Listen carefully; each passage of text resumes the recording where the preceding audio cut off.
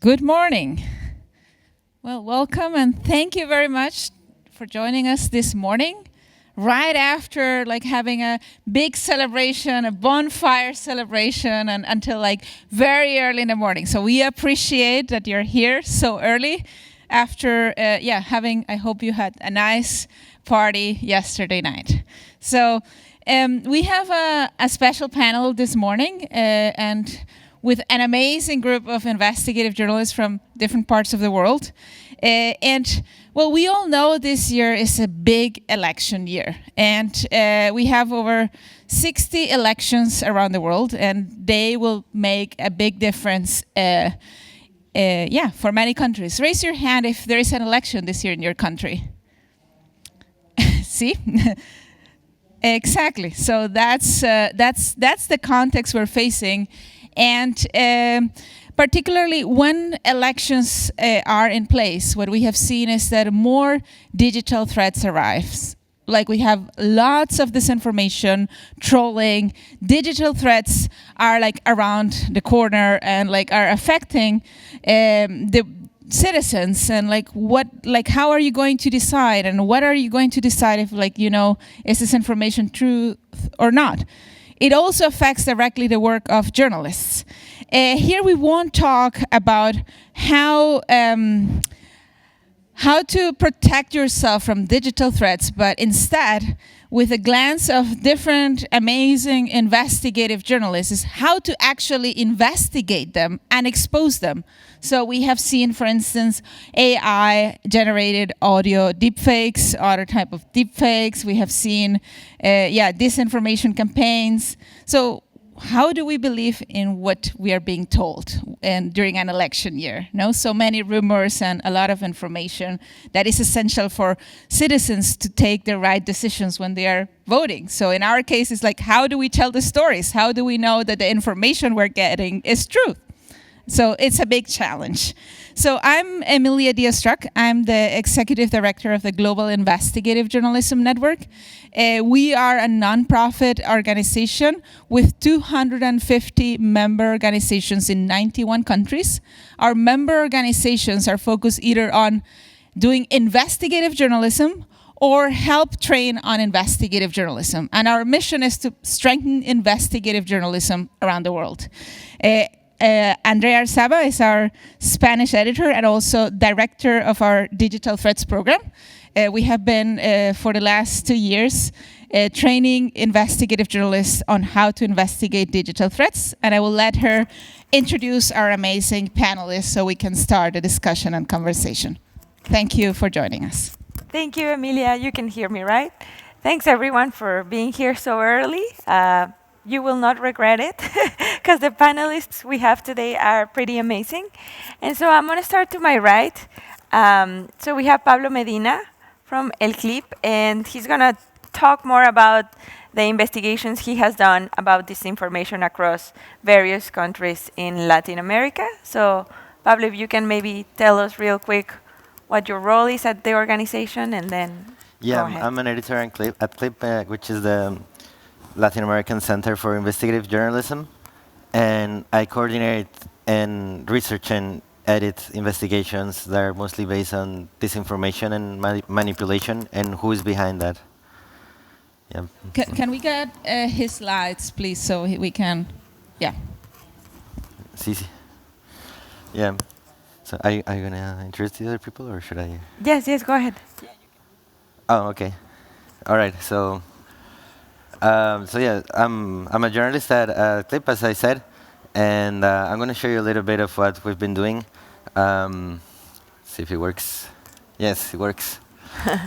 So basically, what we're trying to find in our investigation is who is owning narratives online. And there's many ways of doing that, and many ways of investigating who is doing that. But basically, before we get into that, there's some context I wanted to talk about, which is that in Latin America, like in many parts of the world, people are getting their information not from journalism sources, but from social media and online sources, which is it's not a criticism of the people who are doing it. It's just the way the world is working right now. But also we have to, as journalists, understand where people are getting their information. It's not like you just post an article or post an investigation, people read it and they get informed. That's not the world we're living in right now. The world we're living in right now is people get informed through social media mostly. And in social media, it's very easy to manipulate those narratives. Um, uh, and why is it very easy to manipulate? It's various reasons. I'm going to talk about some of them in the investigations we've done recently. This is an investigation we published last year. We always publish investigations in alliance with other media outlets, mostly based in Latin America. We did this one with, if I'm not mistaken, 28 media outlets throughout Latin America. And we wanted to find out who were the political consultants who were selling disinformation services to candidates around the region. And we did this special called Digital Mercenaries. So trying to describe a little bit the industry that's behind the political disinformation industry. And you should go see it. There's a few articles that we translated into English. And it took me many sleepless nights to complete, so if you read it, I'll be happier. So one of the pieces we did for this is this one. And we found out that Vox, the Spanish right-wing party, is finding allies throughout Latin America to coordinate narratives and to spread them around the region, regardless if they're true or not, if they apply to the countries where they are publishing them or not. And they're doing it by a joint effort through various social media, especially Facebook and Twitter, to post coordinated messages. It's not very technically sophisticated. It's just agreeing on certain specific key points and just repeating them throughout the region. And you could see, if you investigate any Latin American country, you can see these narratives, how they're surging in many countries. There's anti-abortion narratives, for example, anti-migration sentiment happening, which in Latin America, if you're not aware, most of the migrants are people from Venezuela, and a lot of them are being discriminated in many countries. And this is all part of this inorganic wave of messaging spreading, thanks to these people who are coordinating together in social media. Another thing we did is, sorry, I can't read my own thing. Yeah, but I can. Yeah, I can see. Oh, okay. All right, yeah, I'll change with you. Thanks. Okay, thanks. Okay, so also the way we found out about this was we use social media tools, mostly one called malware, but there's a few others that we use. There's one called CrowdTangle that is very good to research Facebook, but Facebook said they're going to close it for whatever reason. They're going to close it in August, and so it's going to be harder to research Facebook now. But we used it to find these narratives. So some of the images I'm sharing there are of these posts. They are coordinated, like they're the same messages in different accounts, talking about the narratives I was talking before. And so you can see very easily the patterns that are arising throughout the region. And they're pretty much the same messaging as in Spain. Of course, with adapted for local context, but the same ones. And also, like, we use those tools to find patterns in the publication dates, which is a very essential technique for digital research. So this is one example of them. So in that date, there was a peak in content mentioning the same topic, and that's usually because they coordinate in a different part, like in a Telegram group or a WhatsApp group or something like that, and they say on Tuesday we're going to publish about this thing, and they all get together and do it. And there's a lot of ways of doing it. In this case, it was just like regular users who agree with the message, but sometimes people use bots, which are automated accounts. Sometimes people use trolls, which are accounts run by people who are paid to say whatever. This was just, from what we found out, it's just people who agree with the message and they shared it there, and on that same date. And this is another example of that. So the previous one was an example in Peru, but this is an example in Colombia. And in this case, there's another narrative that is common throughout the region, which is narratives about fraud, electoral fraud, even though there's no, even if there's no real proof of there being fraud, the narrative of the fraud happens even before the election. So this shows that the narrative about fraud happened before the Colombian election in 2022. Because especially right-wing parties are trying to set the ground for a possible kind of like January 6th, like in the United States, or January 8th, like in Brazil. So like if they lose, they can say, oh, it was a fraud because we told you all along it's a fraud. So trying to spread the narrative before it happens. In Colombia, a left-wing president won, but then the narrative didn't really take hold of a fraud, so nothing really happened. But in other countries, you're going to see in this electoral year, there's already now, before the election happens, there's going to be a lot of these narratives going around. This is another article we did for Digital Mercenaries, and this is about a company who does political consulting for leftist candidates throughout Latin America called Neurona, or it used to be called Neurona, it doesn't exist anymore. But it works in Ecuador, Bolivia, in Mexico, and also in Spain for leftist candidates. And there's another thing that it's a trend right now that we're seeing, and there's not only social media where people are posting these fake narratives, but they're also creating websites that are made to look as news sites, but they're used just for propaganda. So in this case, this graphic shows a lot of those websites, those URLs that we found, that they were connected because they shared the same IP address, or they shared the same Google AdSense code, which is a code that it's deprecated now, doesn't really work right now, but people used to use it for to identify ads on Google, or sometimes for Google Analytics. And sometimes people just use the same code when they built a new website, and it was pretty easy to find. And we saw they were connected, but they were posing as news media. These ones are from Mexico in particular, and they just put like some local news from some states in Mexico, some whatever, like it's going to be hot today in Chihuahua. But then in the middle of that, they put propaganda for their candidates, and they made it look as if it was like just like a regular news site. And we're seeing that in many other countries. We've seen it in Panama, Dominican Republic. We saw it in Mexico in these elections as well. And I'm sure we're going to see it in many more elections. And this year, we're doing a collaboration with Romina is part of it as well. It's called The Illusionists, and we're trying to find out like who is doing those kinds of things. But right now in the elections that are happening this year in Latin America, so far we had presidential elections in El Salvador, in Panama, Dominican Republic, and Mexico. We're going to have elections in Venezuela and in Uruguay as well. And there's going to be regional elections in Brazil, which we're also going to cover. And we've seen another worrying trend, which is that social media platforms are aware of these problems and many other problems about disinformation and manipulation happening in the elections, and they don't do anything about it. Like, they don't do anything about it in general in the world, but in Latin America or the Global South, they do even less.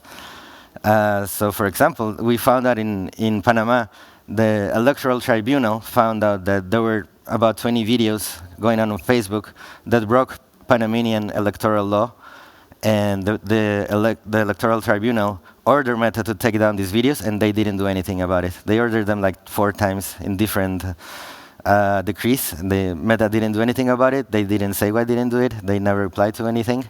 And the videos were still there. They were like, some videos used a little bit of artificial intelligence, but the main problem with the videos was that they were attacking 2 candidates with disinformation and with a smear campaign. And some of them were also, they were published during a ban that Panama has for political campaigning. And they were paid for in the Meta ad program, which is also illegal in Panama, and also nothing happened. So yeah, you can see more of those videos over there.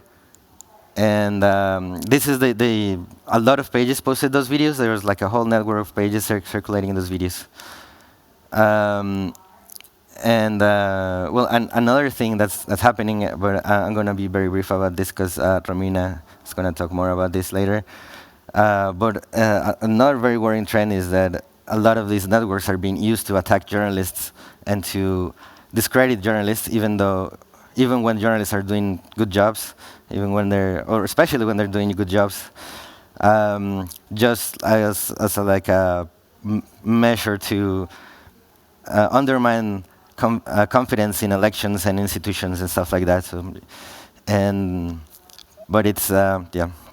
It's terrible. This is an example that happened to our colleagues in Venezuela. It's a whole network of people. All of these notes are Twitter accounts that were attacking our colleagues from Armando Ifo in Venezuela. And there's a lot of accounts there. There are people in the Venezuelan government, and they were attacking them because they were researching and investigating them. And yeah, this is what I was telling you before. This is the news sites. There's a network of news sites that's masquerading. I'm sorry, a network of sites that are masquerading as news sites. They have their Facebook accounts, but also what we're seeing is that they're being sold from country to country. So a lot of these websites used to work for the Dominican election, and then 2 weeks later they were masquerading as news sites in Mexico. The same websites, they just changed the name and deleted their previous content and started putting new content to pretend they were in Mexico and they were covering the Mexican election. But it's just propaganda being sold, and it's very easily done. And a lot of people follow them. And we also found them because of they share the IP addresses or the AdSense codes, or we could see like the historical data from the Facebook pages, and we could see that network there. And yeah, this is the continuation of that network because it's a very big network. Every time they do this, they don't do like 2 or 3 websites, but they do like 20 websites, or at least we find 20 websites. They probably make more websites, but we haven't found them for some reason. And yeah, that's basically what we're doing. I'm going to leave it to my colleagues. Thank you so much, Pablo. So thank you all for joining us in our trip through Latin America. There will be a Q&A section at the end, so please just write your questions for Pablo. And now we're going to travel to another region with Hamdou, he is an award-winning Senegalese journalist, and he will talk about coordinated attacks and manipulation, not only in Senegal, but all over West Africa. So thank you, Hamdou, for being here. Good morning, everyone. Yeah, I'm going to try and touch a little bit about the West Africa region. I hope you guys know where it is on the map and how many countries we're talking about. To make it brief, we're talking about 15 West African countries. A few are francophone, others are anglophone, and a couple of them are lusophone countries. Yeah, but apart from that way of characterizing them, we can have 3 subgroups. We have countries, a group of countries where today we have military rules, military regimes. I don't know if people can imagine 2024 countries being led by military government. After the 90s, we all thought, okay, democracy is back. Everywhere it will be democracy. Now, in 4 African countries, we have military governments. In another 2, there have been coup attempts, which means it could have been 6 instead of 4 out of the 15 countries that I'm talking about. And then you have another group of countries where you still have authoritarian rule. If I take a country like Togo, it's almost been the same family since independence. So that you understand the context where I'm talking about. And then you have countries which are dubbed democratic, where you're having elections, where things seems to be working. My own country, Senegal, we had 3 years of extreme violence leading to the elections. We just had a new president, of course. If you talk about Senegal, outside of Senegal, people would think that you're talking about a country where democracy works perfectly. That's the big picture. If you're inside, and particularly for the past 3 years, it's not been the case. We've seen extreme violence. And then you have countries where it sort of works. To give you an idea also for those who are interested in media, if you look at the press rankings, almost half of those countries are very low. I'm talking about Nigeria, Senegal, Mali, Niger, Burkina Faso. All those are between 114th out of 180 countries and 80. The best ones are around 80. Maybe we have one exception, which is Cape Verde, a Lusophone country, where things seem to be working. Everywhere else, I think, if you go into the details of the country, you would see really democracy is just there, or not at all. So this is a big picture, the wider context. Now, talking about elections, as I said, Senegal just went through elections. I mean, it went fine, the electoral election. But before, the period leading to the elections was extremely violent. I think in the past 3 years, between 80 and 90 people died due to electoral violence. And when you are a journalist in such contexts, you have two major threats.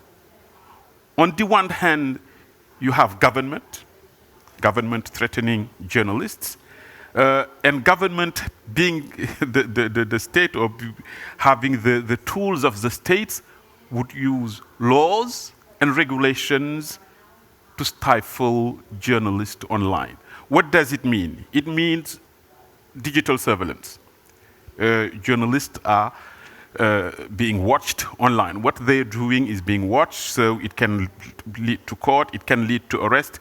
We have had cases in Senegal, we have had cases in Togo, we have had cases in Nigeria, where journalists have been arrested based on new cyber laws. Cyber laws or cyber regulation, whatever you call it. What happened is, we have overall press freedom laws that guarantee press freedom, most of the time in the Constitution, some press codes which guarantee press freedom, which guarantee freedom of expression. But then, because of the context we're living in, I mentioned a few countries which are under military rule. The same countries, how did we end up getting military regimes? Is because they were facing armed attacks, terrorist attacks, jihadists, you call them what you want.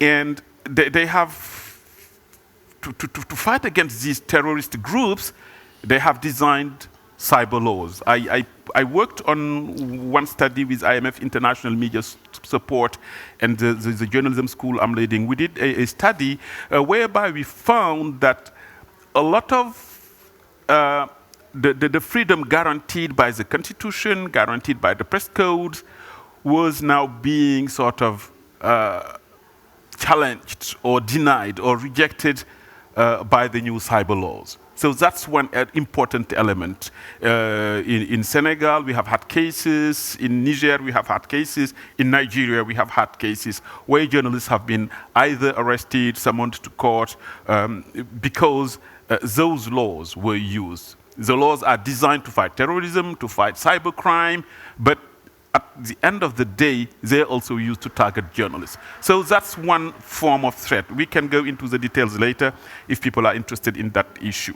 The other kind of threat, which is more malicious and much more difficult to document, is when, I mean, not to document, but just probably to source. Where does it come from?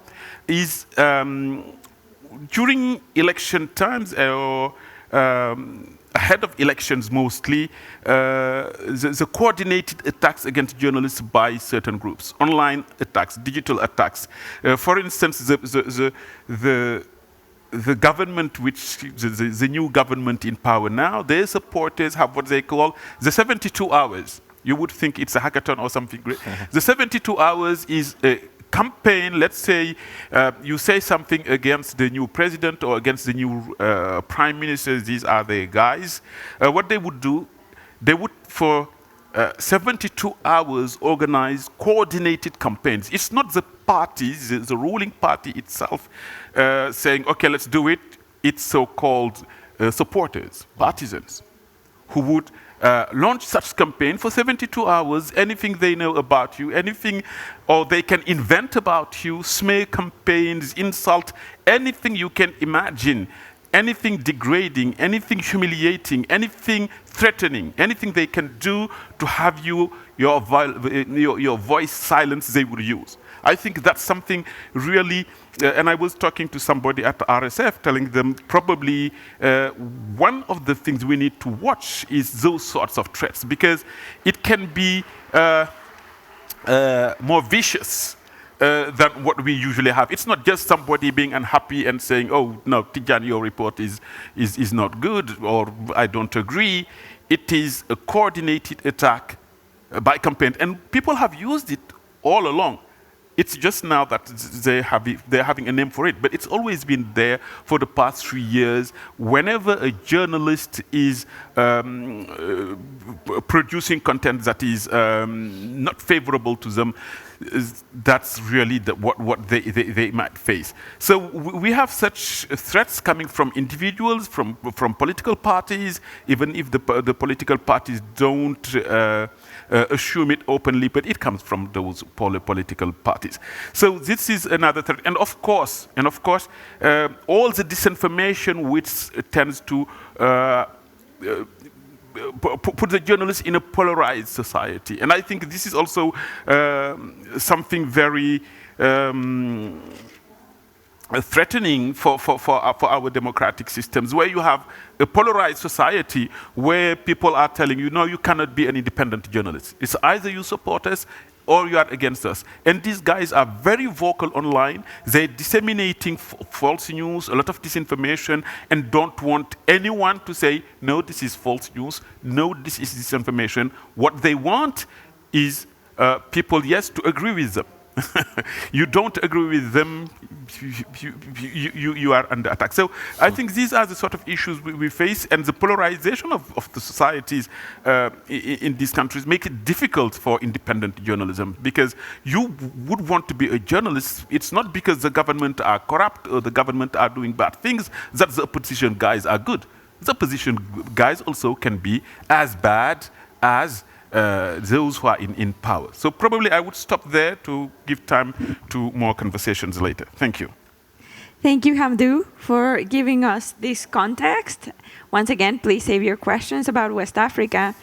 And so we've been in bigger scoops, like we went to Latin America, then West Africa, and now we're going to start reducing our scope, and it is a real pleasure to be here with Luis Azardo, who he is a journalist specialized in disinformation and extremism. And well, Luis has a lot of interest. He used to be a firefighter, actually, and he used to be also an investigator. So today he will talk to us more about the case of the disinformation industry in Central America, in Guatemala. So welcome, Luis. Oh, and he's also one of our trainers from the Digital Threats program at GIJN. And thank you, Luis. Go ahead. Thank you very much, and thank you for having me here. I will try to be as brief as possible, because time is running. So I'm going to share with you the Guatemalan case, which is very, I will say, unique. I mean, every country has their own experiences, but in the case of Guatemala, the evolution that I have seen for the last 13 years is kind of different from other areas that I have researched and reported on this. So to put it in a brief text, I would say the evolution has gone from these services that we heard all over the place, and you can raise your hand if you have seen these kind of accounts or that has fake names with some pictures that has been taken from the internet, and they are saying whatever random things. It could be bots, it could be hybrid accounts. It doesn't matter, but these kind of things that we have seen all over the world in Guatemala has been left in the past because they saw that it was very expensive to have these kind of services, and I will show you later how expensive it was in my country. And they have seen that it was not efficient for their purposes. So they start moving, and law firms, low-level law firms, start attracting these kind of clients into their services, offering not only online harassment, but legal harassment, litigation, and many other things on this. So the evolution has become, a very aggressive way, and the attacks that we receive as journalists, justice operators, and human rights activists is very, very different from other countries, because it's not this kind of bot farm attack. Is actually lawyers who can actually litigate on social media and can say and have privileged information on this. So there was some factors involved in this evolution, and I will point them in this way. First, of course, there is a lot of powerful groups in my country, as many others. They want to specifically manipulate the public opinion. And this is very common. You can go any country, you will see these kind of power groups. In the case of Guatemala, these power groups became in a confluence, or they were coming from different sides in a very specific way to come together, because all of them were prosecuted or were investigated by the UN Commission anti-corruption that we had in Guatemala, that was called CICIG. So they were all enemies of CICIG. So this became a very important factor that I will explain later. And of course, as I say, digital agencies were offering services that were no longer effective. Also, we had on the other side something that has been going on in the country for some time. There is a foundation against terrorism. Of course, they are not against terrorism. What they do is slap. They do legal harassment, and they have been doing legal harassment for a lot of time. So those lawyers that were behind this legal harassment were very effective in the litigation on social media. So they realized, these power groups realized that these digital agencies, they were not offering really good services, and they were very expensive. And on the other hand, we have these lawyers that we can hire. They can do it on trial, but also they can do it on social media and all over the internet. They have privileged information because they are working together with the public minister, and so they have a lot of information that they can use against their targets or the people that they want to harm. So this is a timeline to give you a more detailed like pieces of this puzzle, how the evolution was in a technical way, and I am focusing this part in the behavioral part. This is what we have seen all over Latin America and many other countries that I have seen also. First, it was in a very primitive way. They became the bots. Then, of course, what I have done. You can find an investigation that I released in 2018 with that link. So you can check it by your own later on. So I will add another piece of this puzzle, and this is basically the same timeline, but I am adding the part of the CICIG that I told you before. So they were against this corruption, and these were really important cases, high impact cases. The first one was against corrupt politicians. It was called La Línea. It was a very, very huge operation. I will tell you, more than 50 government officials were detained, including the president and the vice president of my country. So it was a very large prosecution at that moment. Then was another case involved with the elites. So when they start like touching these powerful groups, they come together and they say, okay, we have a common enemy, we need to do something about it. So this was the services that were offered before. In my country, it is called Net Center. It was something that I coined in 2008 or so, because it was basically they offering services over the internet. And you can see how they offer it. And this is an actual offer from a real digital agency that was offering what we call black ops, influence operations. And this is the amount that they were charging monthly, $280,000 per month. And of course, when they were going against candidates, they were offering also another services, and this was the amount that they were paying them for do this kind of black ops work, $375,000 monthly. So you can tell each 3 months we're talking about $1 million, and this has been going on for years. So you can tell the amount of money that these groups, that these power groups, has been given to this kind of not only digital agencies but now law firms in order to do harm to others.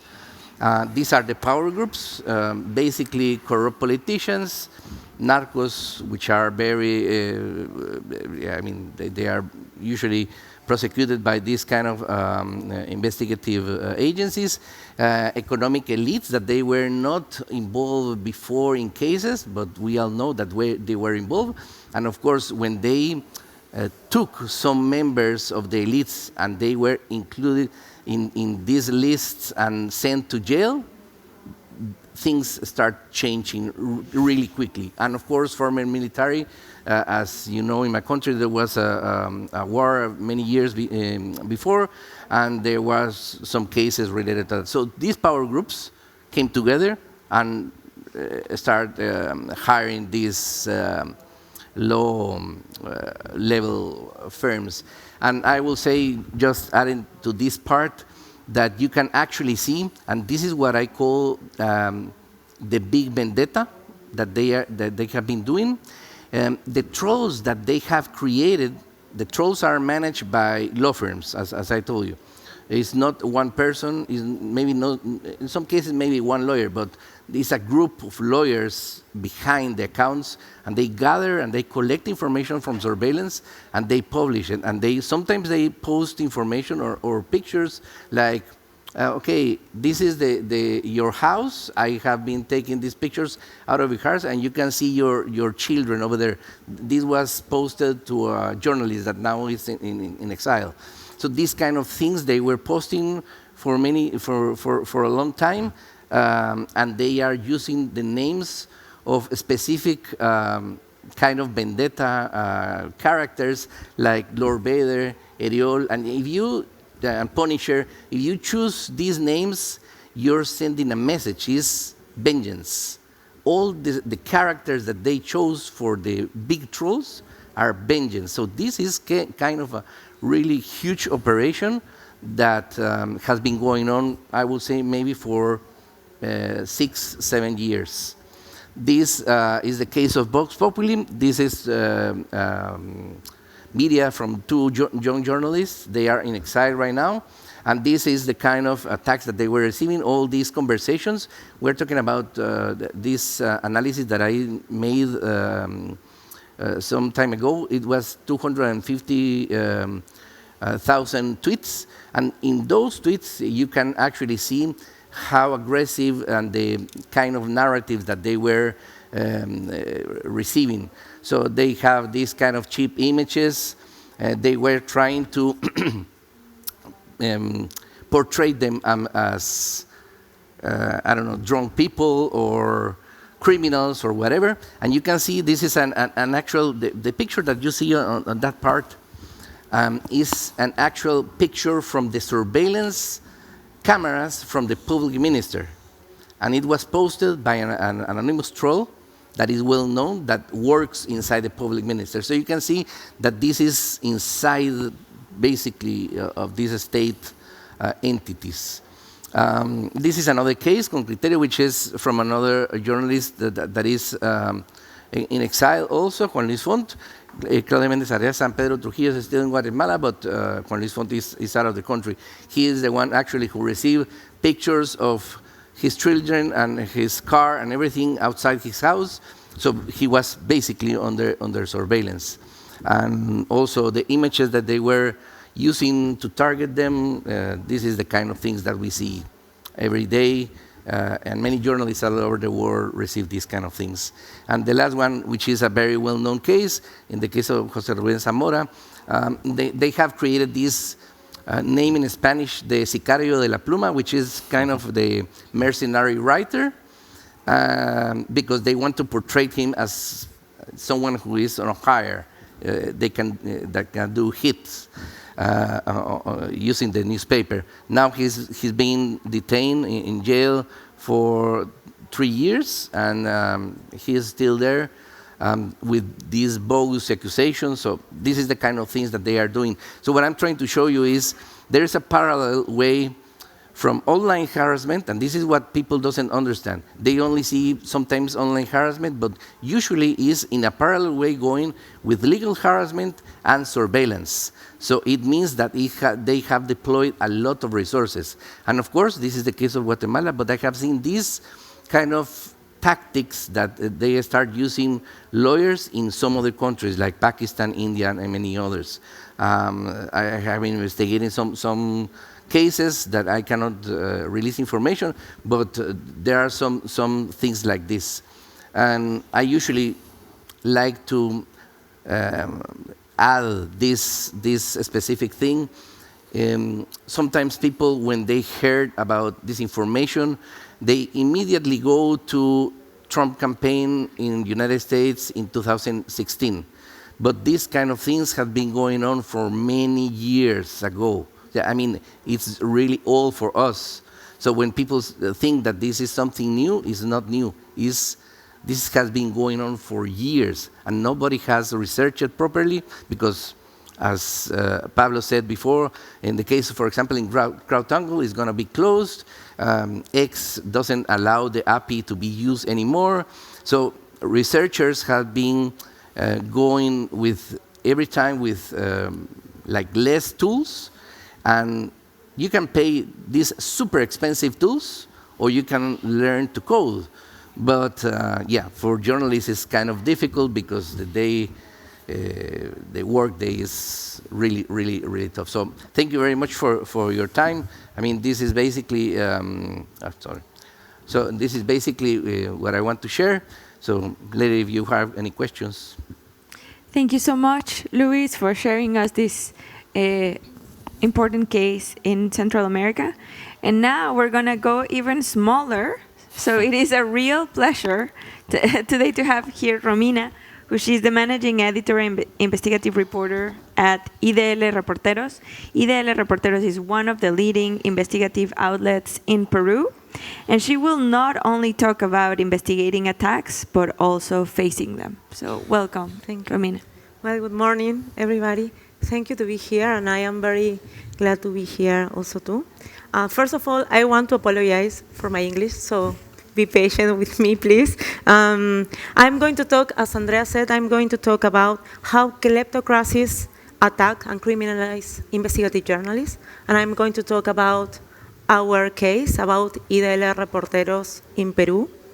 I want to say that over the last 2 years, IDL Reporteros has been the victim of aggressive disinformation campaigns that are promoted by people who are involved in several cases of corruption,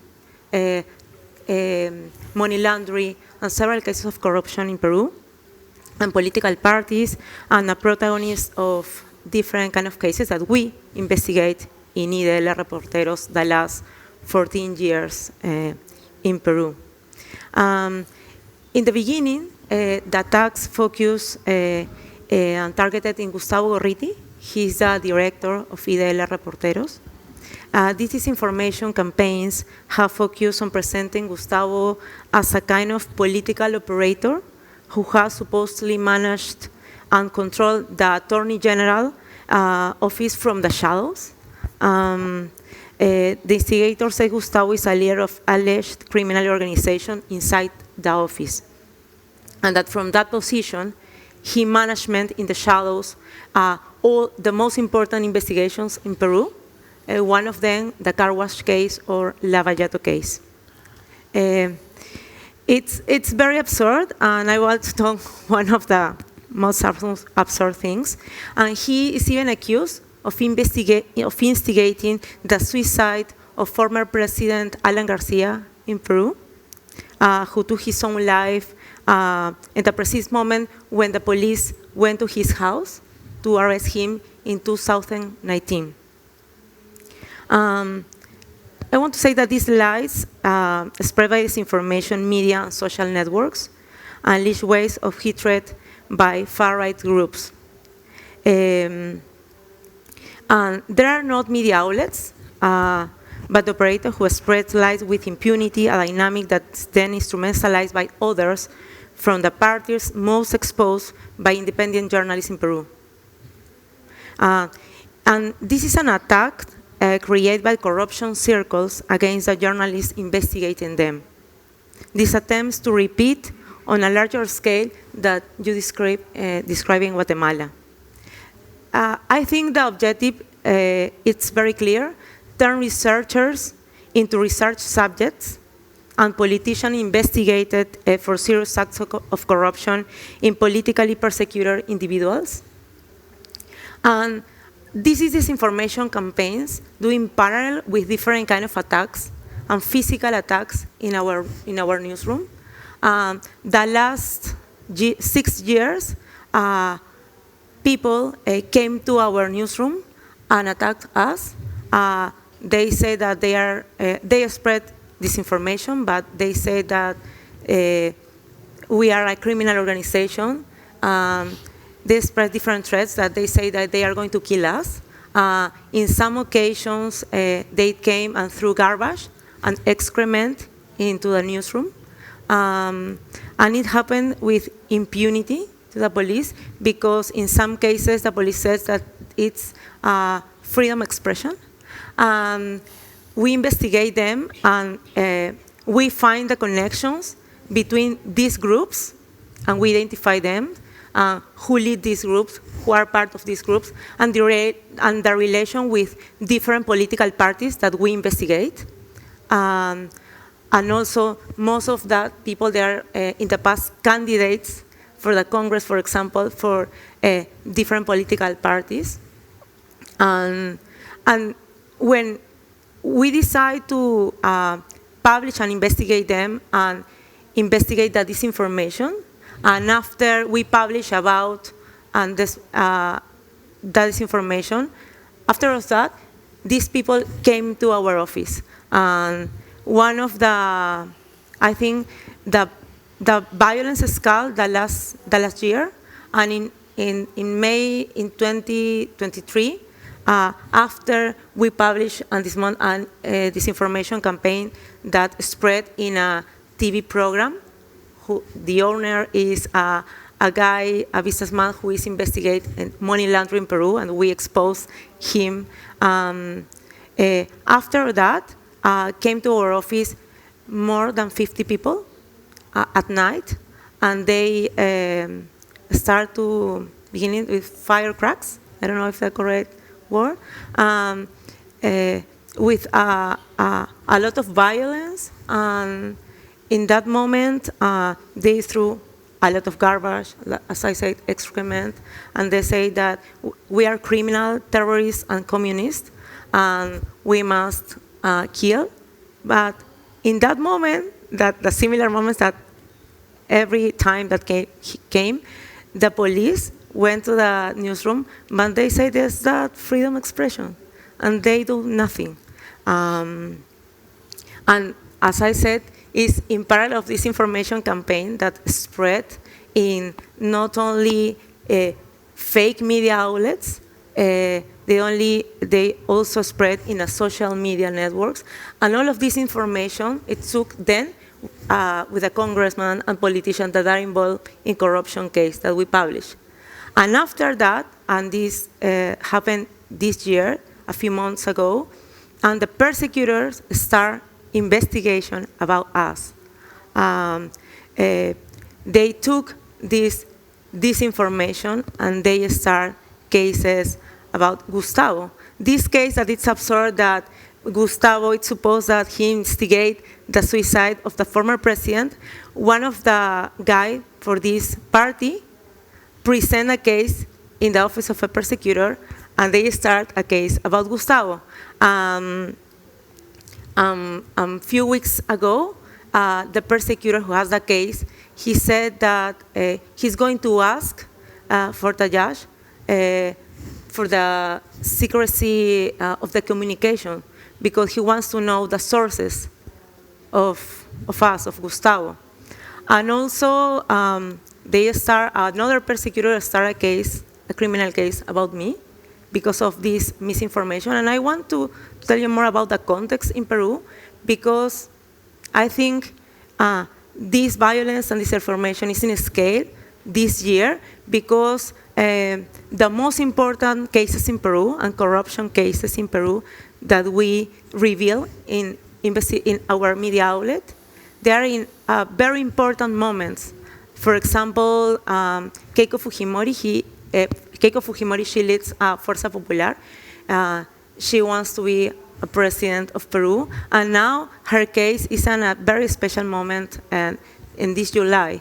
And after these disinformation campaigns about us, she said that she's a victim, a political victim, and she wants to close her case in the justice. What we do with these disinformation campaigns and different attacks, we start to publish about that. We investigate the disinformation and also who is behind that disinformation, and we expose and publish several stories. And also, we start cases in the justice for defamation, and we won 2 cases, one this year and other one the last year. But I think one of the biggest problems about the disinformation that I finished about my presentation is that the fast how disinformation spread, and even if the journalists publish an investigation that expose that everything is false, disinformation spread. It's a very complex circle about that. And I want to say another again, because Pablo told about how disinformation tried to attack the credibility and the reputation of the journalists, because all the investigations that we published, no one had refused. All the facts was correct. And that's why this campaign wants to try to attack the credibility of journalists.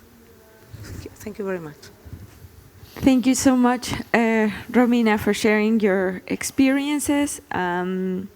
So finally, and real quick, we're gonna talk with Emilia, who, as she already mentioned, she's the Executive Director at GIJN, and she will briefly talk about some resources GIJN has available to help reporters investigate these issues. I ask you to please save your questions, because after this brief presentation, then we will have an opportunity to ask the panelists for whatever questions you have. So please, if you can put the last slides.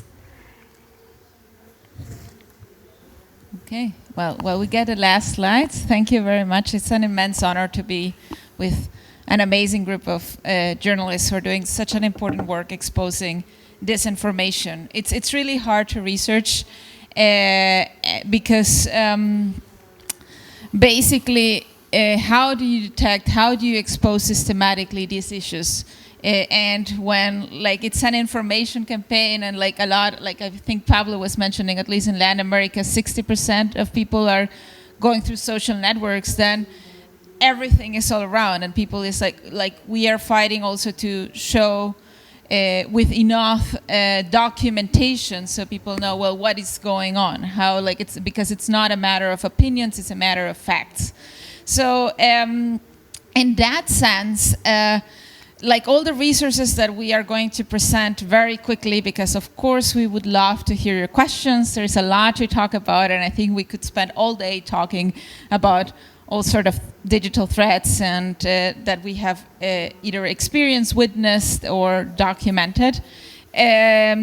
All the resources that we are presenting here are available for anyone who wants to access them. They are available for free, so no one has to pay. So if you're interested in researching these topics, you can just go to our website and access them. So we do have a full guide that we updated this year on particularly investigating elections. And this has the experience from journalists from different regions, different parts of the world, and how they have actually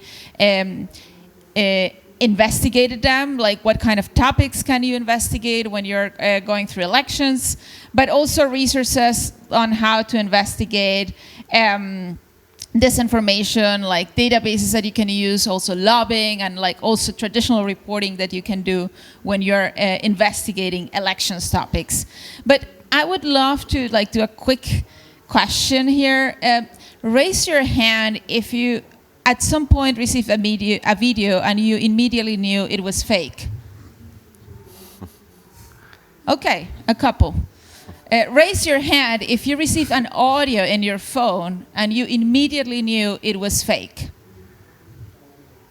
Less people. Actually, audio deepfakes are very hard to detect. So imagine that there is an election in your country and there are various audios revealing wrongdoing tied to one candidate. And we don't know how, like, and we're reporting, we're investigating. What do we do then? How do we know if the audio we received is actually a real audio? So this is one of the most popular tip sheets we have published this year, actually. And it's how to identify audio deepfakes during elections. And there is, of course, there are actually, you can talk to experts in the industry, but there are also tools that you can use that allow you to detect if an audio has been AI generated. AI has gotten so sophisticated that when now, in the past, like it could sound like a robot, nowadays you can hear and receive an audio generated by AI, and it could be a person, like, and it could sound like your friend. So then imagine that someone tells me, oh, Romina just published this story, and like I receive an audio from Romina, like talking to someone, and I don't know if she talked to someone or not, and I go to her and said, no, Emmy, I never talked to this person. If I use this tool, I can actually confirm that the audio has been AI generated. But it's really scary on one end, because when you're getting this kind of audios, like people are spreading them around very quickly, and then how do you confirm? So our role as investigative journalists is not echo the audios, is investigate the audios before reproducing them. So there are tools now that are available that allow us to fight disinformation and to allow us to detect and investigate this kind of deep fakes that are spread during elections times, and they are like escalated those moments. So, oops, what did I do? Here. So, and basically you go to our website, you go filter by, go to a resource center where we have over 2,000 resources, actually in 14 languages. So if you don't speak English, we have them in Spanish, Hindi, Bangla, Urdu, Chinese, Arabic, and many other languages. So you can actually have access to those tip sheets for free.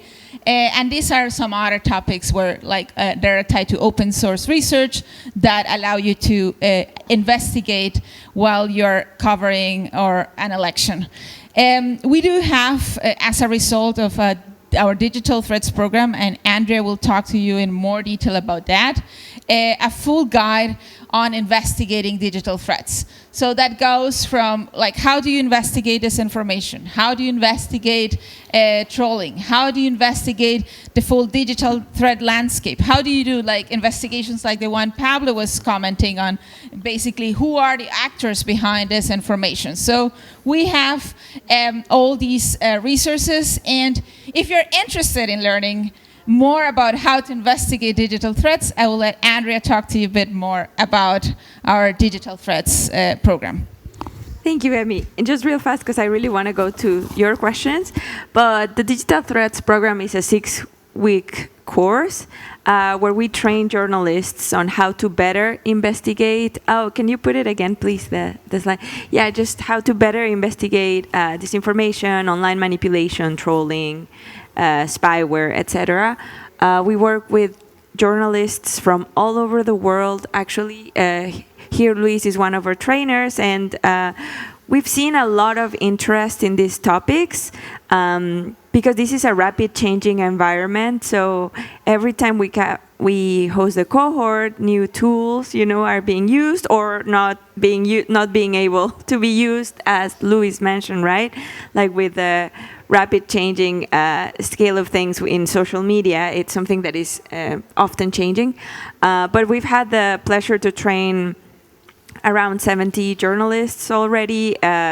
We've received hundreds of applications, and we select a cohort. Each time we select around 25 journalists, because we also provide them with mentorship sessions with some of the leading journalists from all around the world. And well, I wanted to mention this just in case that journalists that might be interested in getting to learn more about how to cover these things. Please encourage them to apply. We will be opening our 4th cohort in the coming months.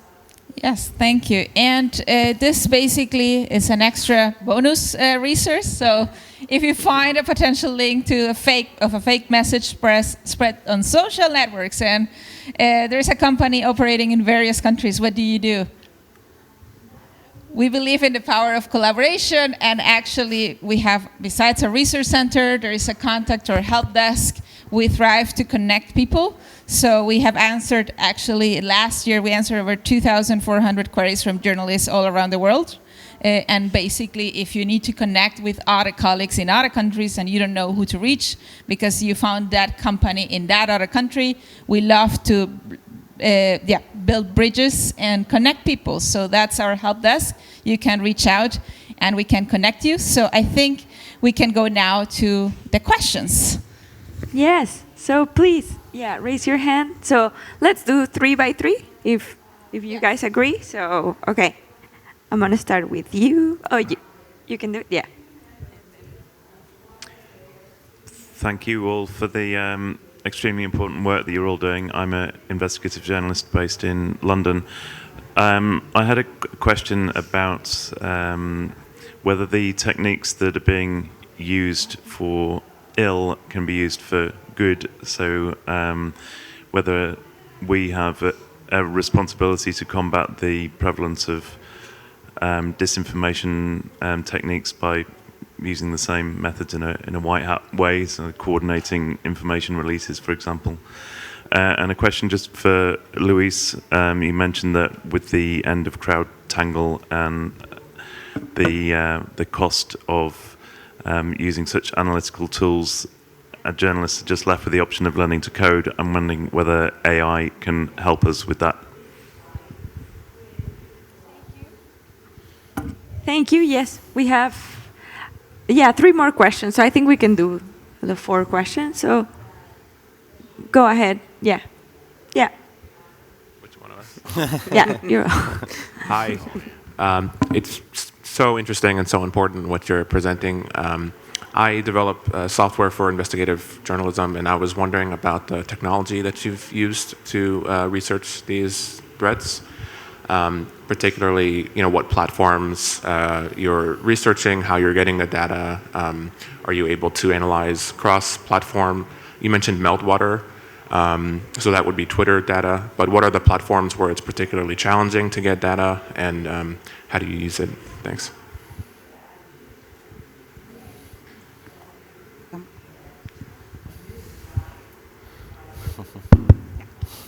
Hello, good morning, and thank you very much for actually your work that you're doing. It's very commendable. My name is Maartje Hofs. I'm actually have questions more as a concerned citizen looking at what's happening, and actually want your tips on two things. One, what are your tips and what is your advice regarding accountability process, and I'll develop that more. And the second one is regarding what can we do in prevention. So regarding more the accountability, as in your story, in what you've uncovered, we really see this point of enablers and also those that benefit from it. Are there initiatives or reforms, or are there any advice or recommendation you make on working with electoral commissions or others in using that research and the investigations that are being done to hold these companies accountable? And because it's basically electoral fraud.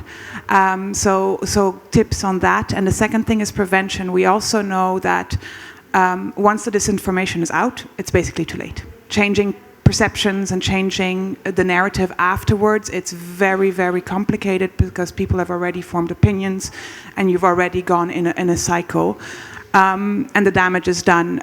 What can we do in preparation for elections, and what tools do we have? I know that some countries do other things. I've been in Senegal myself. Sometimes internet gets shut down. That's not really the solution either, I think. But what can we do really in prevention here? Thank you. Thank you. Yeah, and the person in the back, and then we'll do another round, I think. Thank you for your presentations. I come from Georgia. My name is George, and I'm working on one side of this all internet scam and the way government uses the tools. I think we live in a little bit more complex now environment. I was looking at your presentation, Luis. It was very interesting, showing the evolution of how it all started and where it is right now.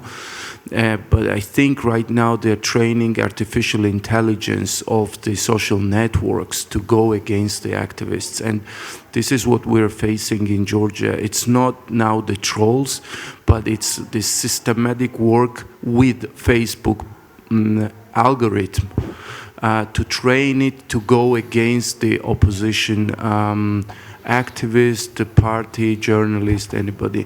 And have you thought about it? Have you encountered this in your practice? Thank you.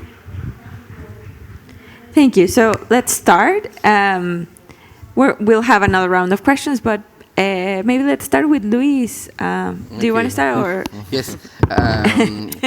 The first question and the last one is kind of related, but I will address first this first question. If artificial intelligence can be used to fight disinformation. And in this case, I mean, I like artificial intelligence. I like what it can be done. But the problem is, if you think really what is offering artificial intelligence right now is based in machine learning, and the most important thing is the database that you are using to train artificial intelligence. So you need actually to consider where the data is gathered or collected. If the data has been manipulated, if you don't know the sources of the data that machine learning is using at that time, yeah, it could be trouble. It could give you something that is more difficult, even more difficult to manage than the disinformation itself. So right now, I would say that is not completely reliable kind of thing to use until we have a more clear legal framework. I mean, I'm talking about sources, content moderation, and many other things that we haven't discussed here. But there are many aspects that we need to address before start using artificial intelligence into so specific things. Yeah.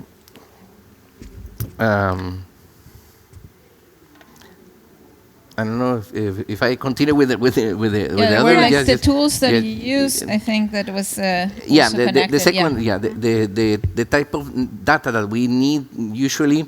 I mean, it really depends on the methodology of the researcher, but usually what I have seen in my colleagues as researcher is that we use, a massive amount of data coming from the APIs from the platforms. But the problem is that the API usually doesn't allow you to collect the specific information. If you go to TikTok API, there is a very short amount of data that is possible to gather.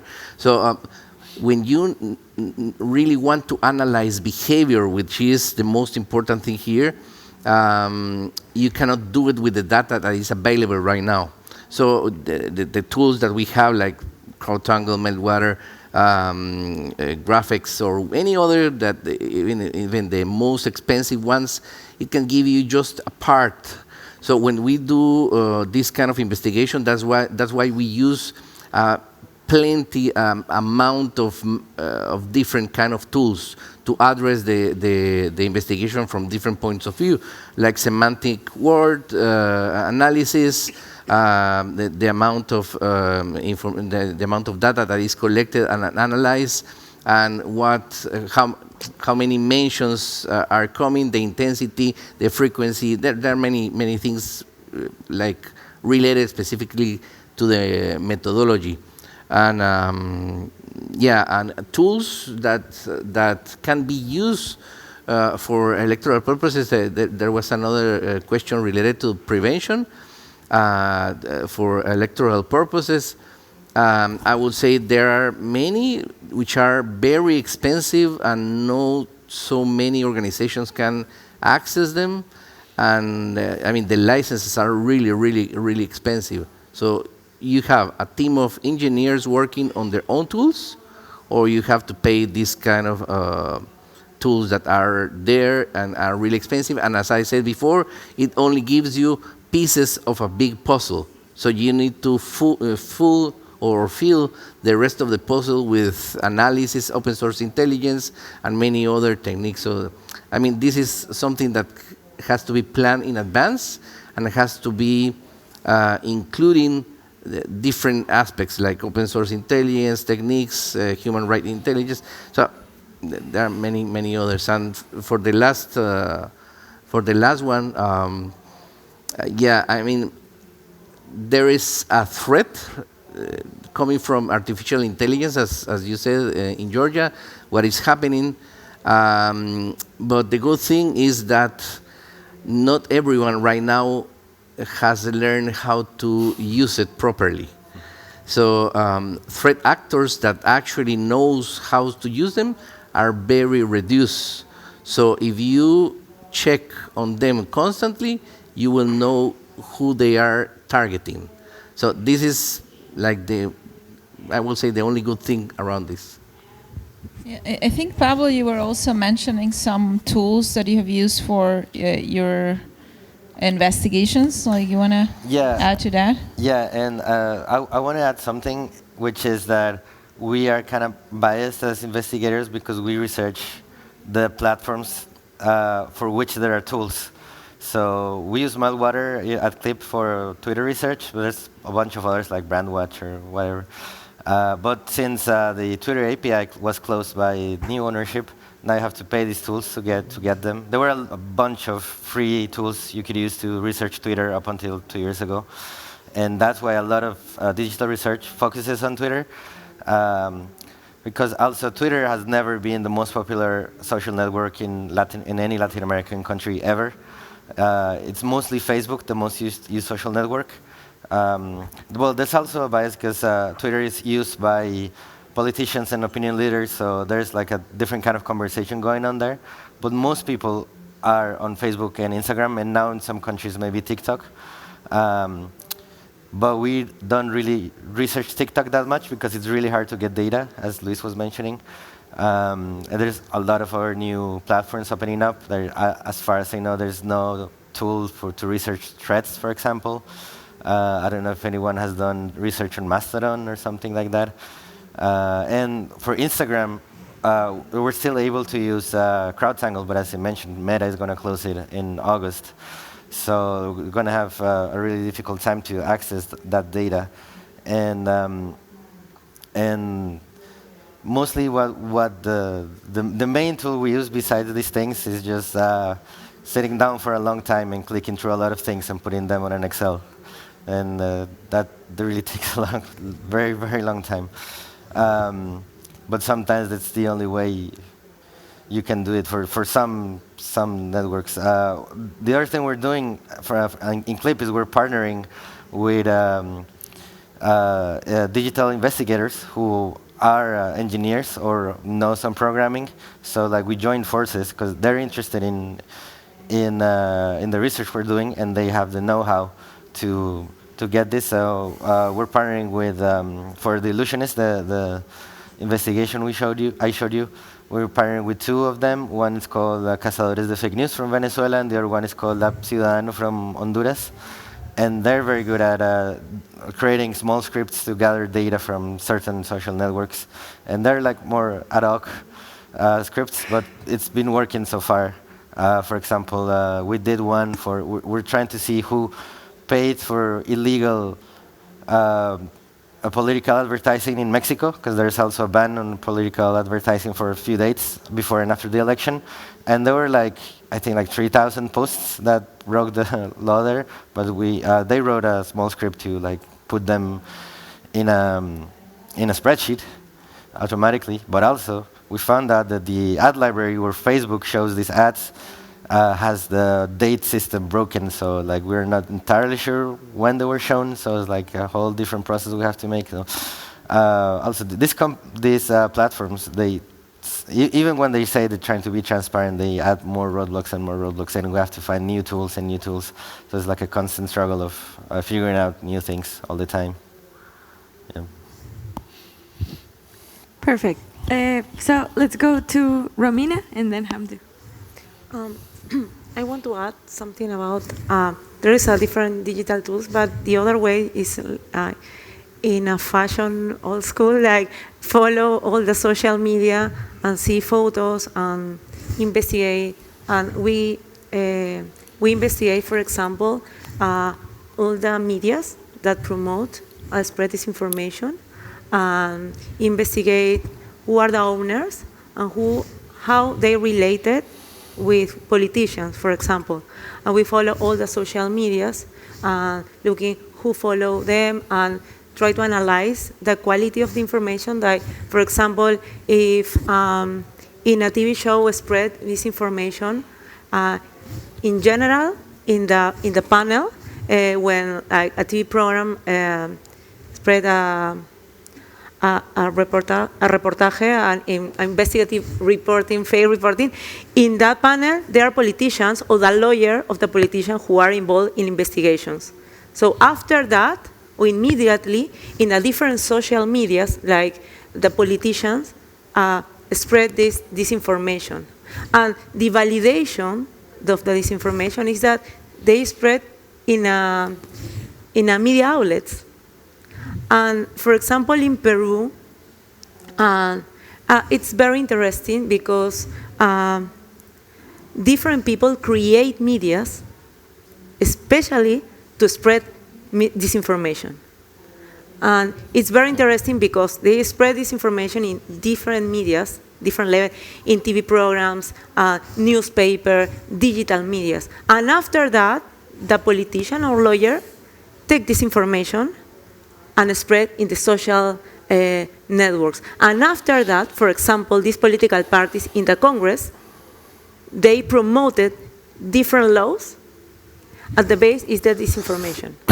And it's a way to investigate, to connect different people and companies and follow that. And I think one of the most important things is follow the money and who pay for that and who are behind of that. And that's, in our case, we discovered that different people who are behind that, there are people who are involved in different cases in Peru, and they are related with the cases we expose. But for example, in NGOs, that it's now is a very important, you mentioned like in Georgia, very important topic in Peru, because I think the last 6 or 7 months, in these media that they spread disinformation, start different campaign with fake news about social organizations, different NGOs.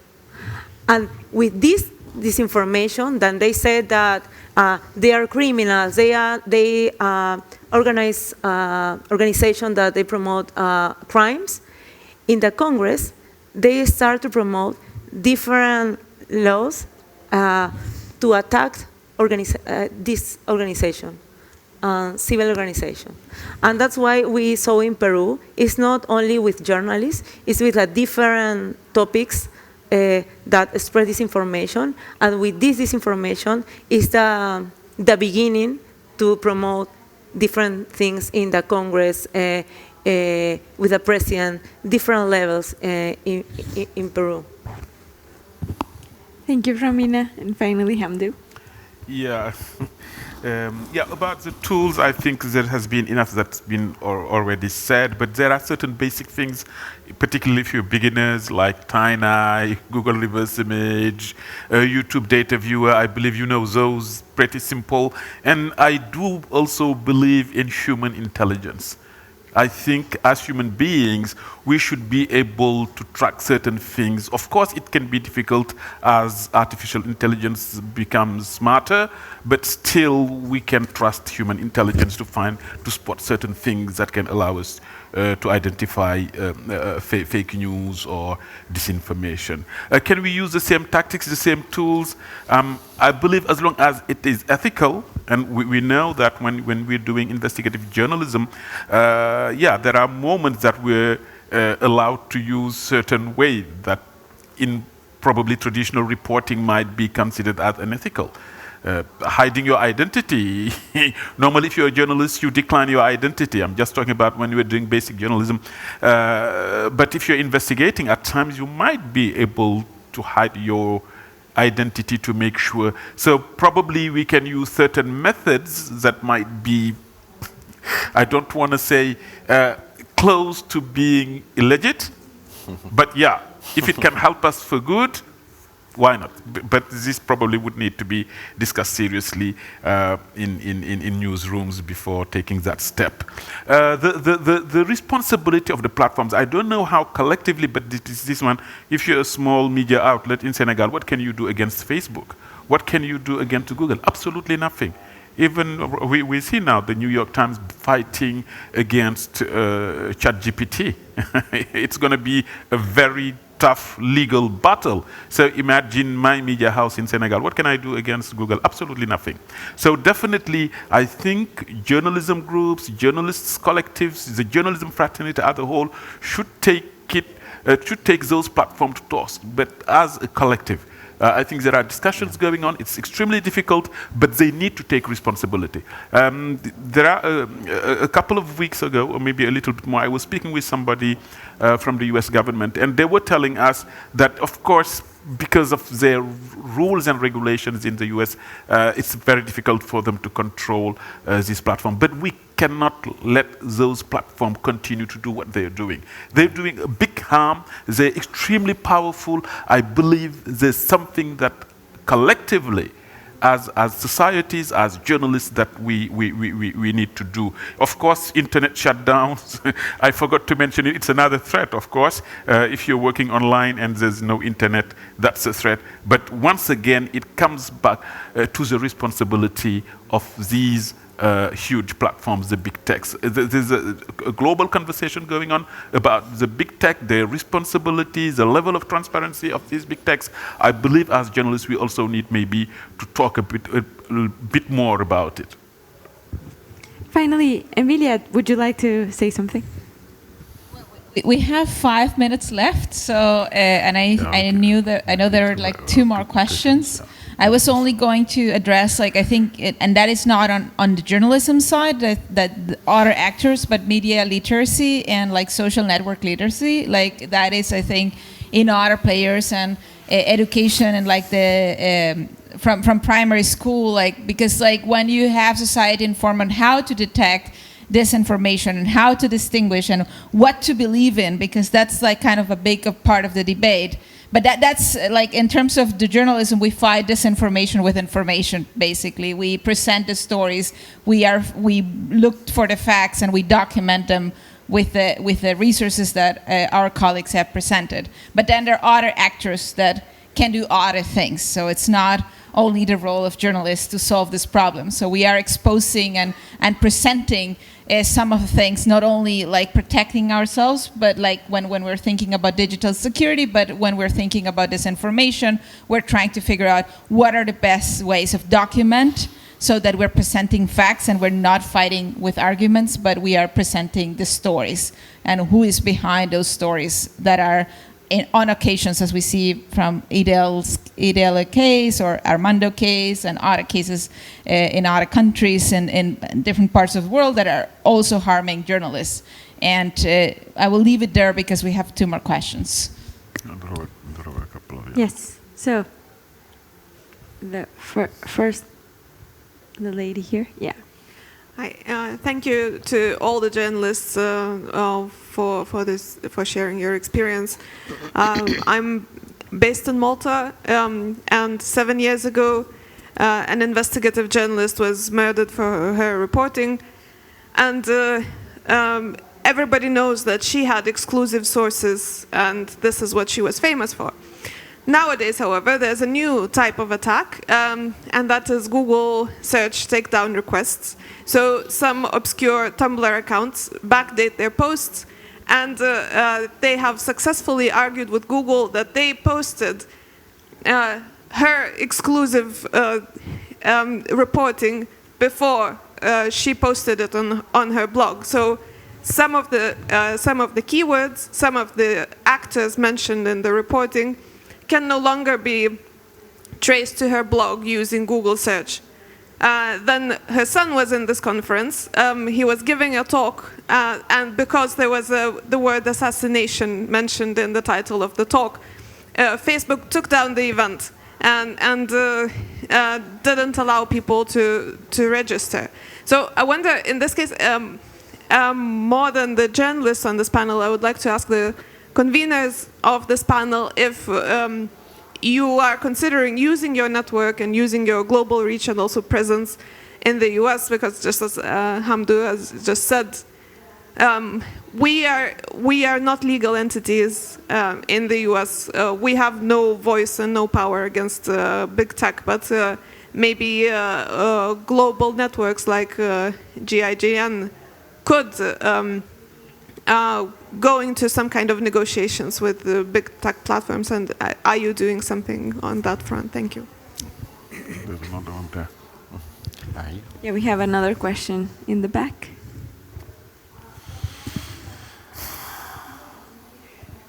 Thank you very much for giving the word. My name is Maria Kolokolova. I represent IFES Ukraine. I'm not so much into this topic, but I'm very, I don't work with this topic, but I'm very interested, and thank you for fruitful discussion and your work. I represent Ukraine, and we are now fighting for our independence, not only on the front line, but also in international area, and Russia is constantly attacking Ukraine with information, like disinformation campaigns and propaganda, not only inside Ukraine, but also internationally. And when we already have some tools how to combat Russian propaganda in Ukraine, how our journalists disprove disinformation in Ukraine, I would like to hear from you, what would you what would be solution, how journalists, Ukrainian journalists, for example, can investigate this disinformation operations that are spreading in social media outside of Ukraine, to undermine the support, Western support to Ukraine, to erode this standing together. Because it's not only in traditional media, but in TikTok, in Facebook, and so on. Thank you so much for your question. Are there any last questions? No? Then we can go ahead. Now I'll start with you, Hamdou.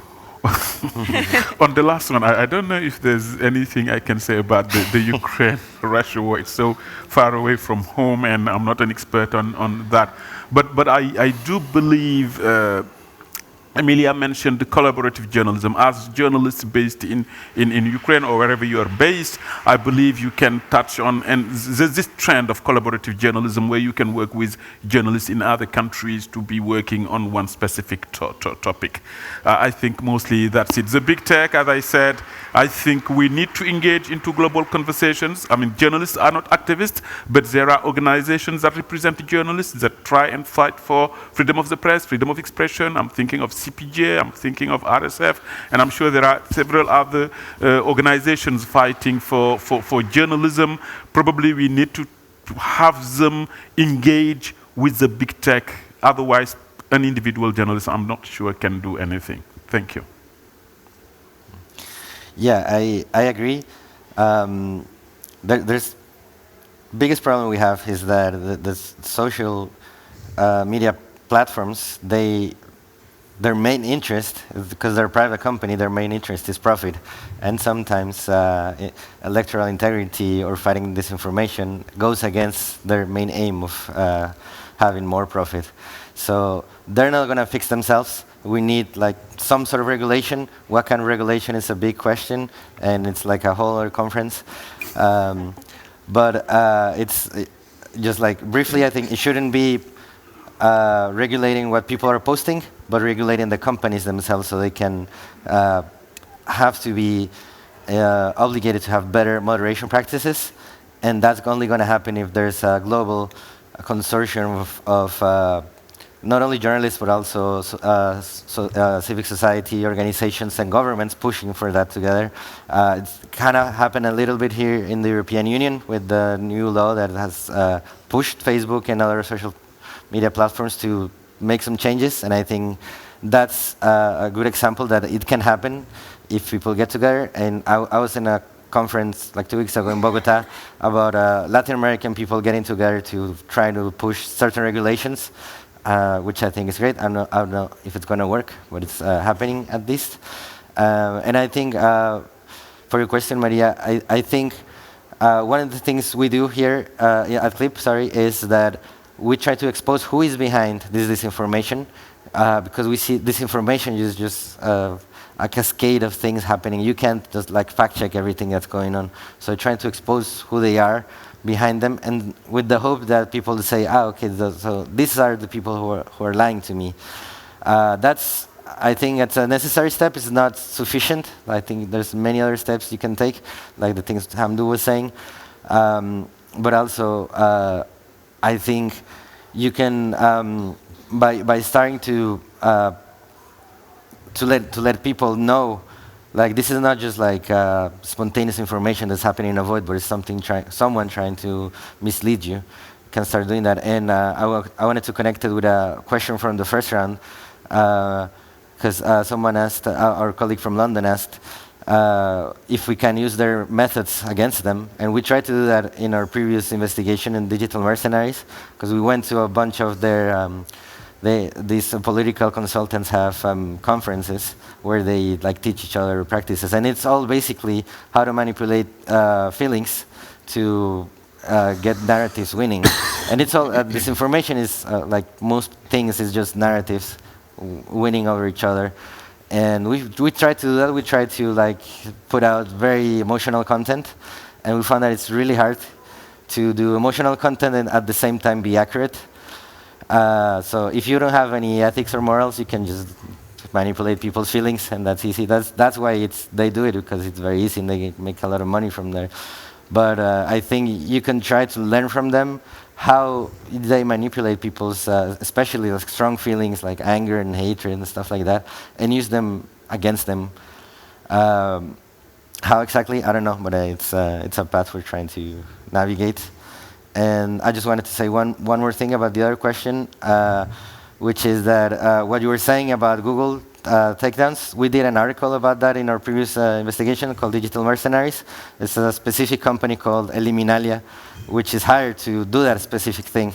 It's for a lot of criminals use that to erase from Google search results the websites where people, media outlets were reporting about their crimes.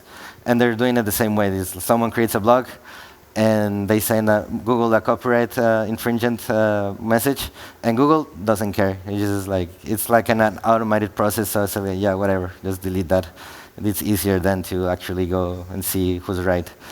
And I think that's also part of the problem of not being enough regulations for these big tech companies, because Google can just do that and no one cares. Well, I mean, people care, but Google doesn't face any consequence for doing that, and that's a direct attack on journalism and the right of people to being informed. But nothing happens to Google, so that's part of the regulations that I think should be discussed in this wider context. Yeah. Yeah, I want to add something about the social media. It's not only about regulation. For example, I don't know, it happened similar like to us. In February, someone create an account from Gustavo Gorriti, a fake account in X. Gustavo doesn't have any social media. And we notify them to X that it's a fake account, but nothing happened. And with this fake account, they publish a fake information and spread this information, and a lot of the politicians that we investigate start spread different attacks against him because of this account. And we say it in a different ways in a social media and also in our media that it's a fake account, and we in several times notify to X that it's a fake account, but nothing happened. Also happened with Meta that they, I think 4 or 5 times, they create also a fake account, the name of the media, and the logo, and they, in the beginning, start to republish our investigation to simulate that is our account, and then start to attack different people with this account. And we also notify them, and they take a lot of time to log these accounts. And that's also a problem in all this complex situation about disinformation. What is the responsibility for these platforms? Not only to regulation or spread information, but take the responsibility that they have different forms when something happened. But with X, I think that last year it's... No, there's everything's gone. Yes. There's no... Nothing happened. Yeah. Thank you, Romina. So real quickly. Okay, I want to be very brief. First, I want to address the thing with the big tech companies and what has been going on in some countries. I mean, this is one of my favorite topics, but I will just suggest to introduce defensive writing. Defensive writing allows you to understand which are the words that has been in the list of banned words in social media platforms. I mean, I'm not talking about doing self-censorship, but to understand how they work and to bypass that thing until it's in a legal framework that can be worked in another way. So it's not a solution, but you can still bypass. It's like circumventing censorship or any other thing. And with the Russian propaganda, in the case of Ukraine, the thing with Russian propaganda is that they are very consistent in their strategies and techniques. So once you understand how they work and how they operate, you can easily identify. I will just mention the doppelganger operation, which is super huge and very famous. They were cloning a lot of very well-known media outlets in Europe. So the tactics that they use are usually the same. So once you understand that, you can explain that to people. And when you explain it, and I will share this for all, this is I will say one of the best methodologies that I have seen in the last years, is not to fight directly, not to confront this kind of networks. If you explain people, I mean, this account of this network of accounts are mentioning during the last 3 months 8,000 times the same topic is not something natural. It's not something that real people can be doing. So people will understand completely that there is a manipulation going on. But if you try to confront them and say, no, this is true, no, this is false, if you want to stretch that, you're going to be for years on this and you will lose. Because the war is not on the truth, it's on the perception on the voice and the credibility of the voice that is saying the things. So in this case, you need to raise the bar, and you can explain it with numbers, with data. And this is the most important thing that we need to understand all of this. And in the case of big tech companies, I mean, the European Union has upgraded a lot of things. The GDPR many years ago, and now the Digital Service Act, which allows the union to analyze better the situation, and you can see how big techs are complying or not complying to what they need to do now. For example, Meta is still not giving information. X doesn't even has answered the request of information from the European Union, and they start receiving suits in the last weeks. So if this become a standard, and many other regions start working together, as the European Union has done in this case, maybe there will be a change. Because, yeah, if there is nothing to comply by Meta in our countries, they will still do the same thing again and again and again. They doesn't care. It's a business for them. Thank you, Luis. Finally, Amy. Yeah, thank you very much. Yeah, so yeah, this is a big thing for investigative journalists, for journalists in general, and of course, in our case, as GIJN, in our mission, like we support by empowering, by providing the tools for investigative journalists to investigate, to bring accountability, to expose the wrongdoing, and also we give visibility to the stories and the work our colleagues are doing around the world, and also the cases. So when, like for instance, the EDEL case and other cases, we expose and present those stories. We are not an advocacy group. So the way we are constituted, we are not an advocacy group. So in our mission and our statement is not to produce laws or regulations, but to support the investigative journalism community. But we do build bridges. So if there are cases where there are legal needs and there's actions that need to be done, we build bridges by connecting to organizations whose mission and statement is focused on regulation and accountability and connecting and supporting press freedom or denounces on attacks against journalists. So you have CPJ, but you have other groups that are media defense and other groups whose focus is specifically focused on the legal aspects of that. So in that sense, in terms of collaborating, we are focused on the statement and on the mission of GIJN and bring the best of how can we expose these situations and then lead that